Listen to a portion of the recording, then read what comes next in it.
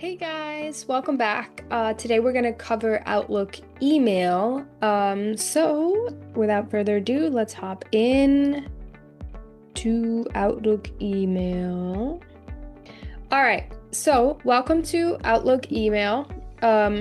Again, very similar to Google email, super easy and user-friendly. Some say Outlook is more intuitive than Google, but it really is kind of like what you're used to and what you prefer. So the way it works is you have kind of your menu on the left-hand side where you have your calendar, Copilot, people, all the different features that Outlook comes with. And then you have actual Outlook here. And the second kind of menu item is you have your inbox, your sent folder, your drafts, your snoozed items, your deleted, your junk, all the same things you would find in any other email inbox. Generally, I work out of the actual inbox.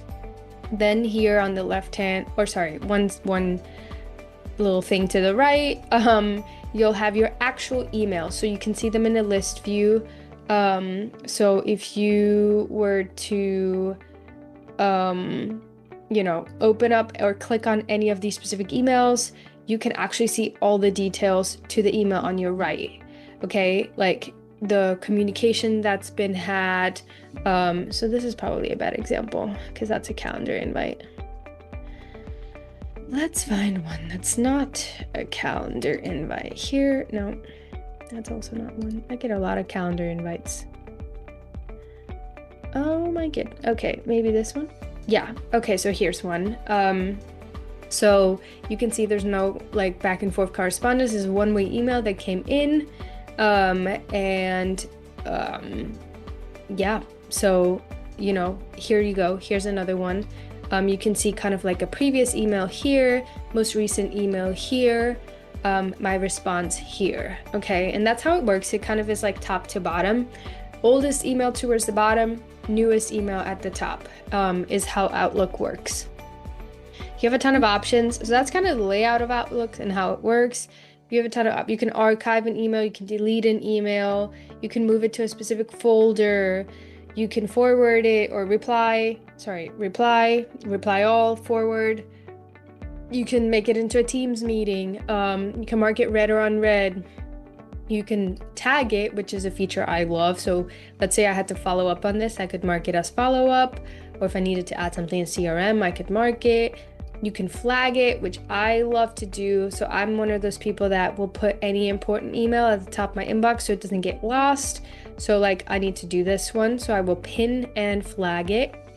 That way it goes into my little top section, and everything else that I've reviewed and not needed is at the bottom, out of the way, out of sight, out of mind.